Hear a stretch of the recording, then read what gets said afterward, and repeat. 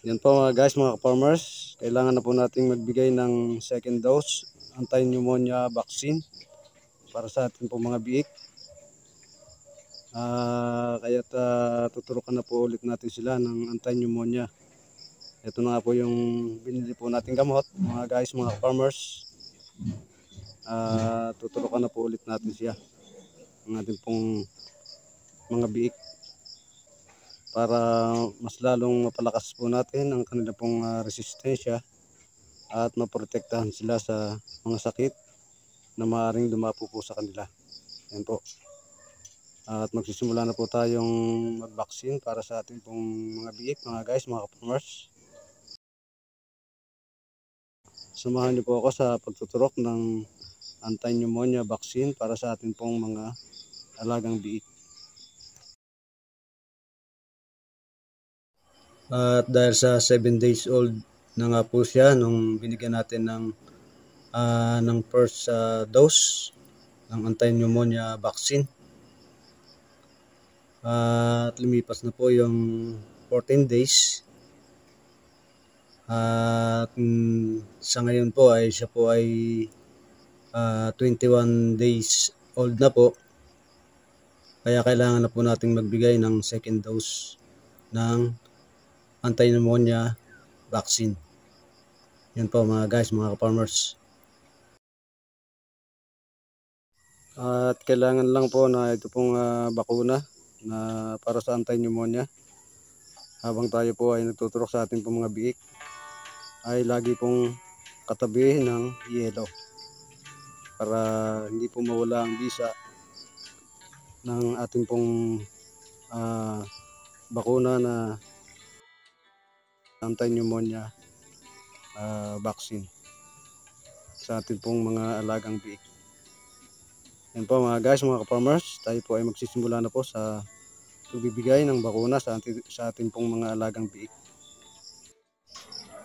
Yan po. Ano po tayo, tapos stick pong ganun.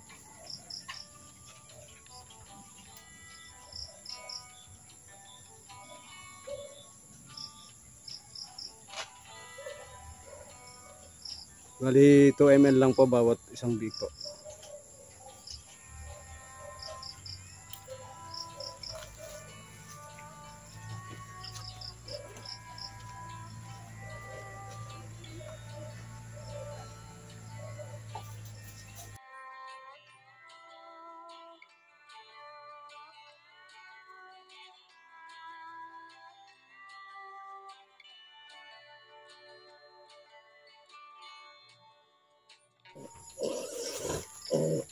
Tapos dito ulit mga guys, mga farmers, dito ulit.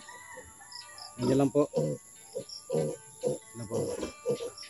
Tapos silin po natin yun.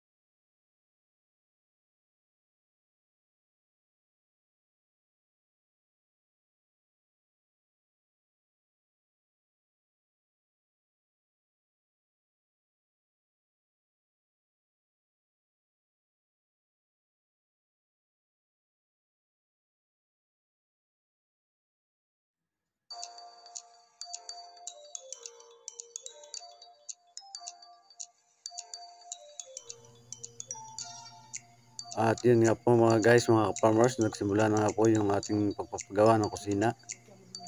At ang mga poste ay inihulog na po nila sa mga butas or sa mga hukay na hinukay po nila mga guys, mga farmers.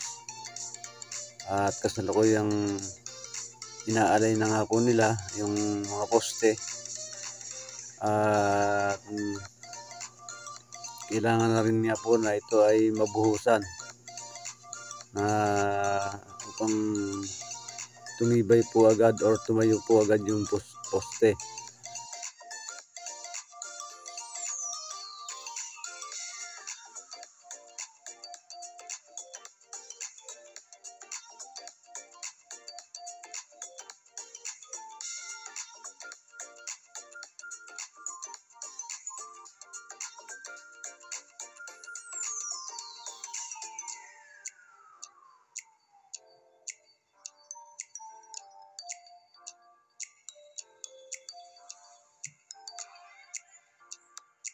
At kasalukuyan na po silang nag-aasinta ng hollow blocks.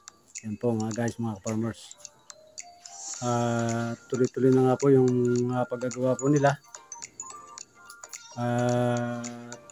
Ang mga nagawa na nga po nila, ito na nga po mga guys, mga farmers.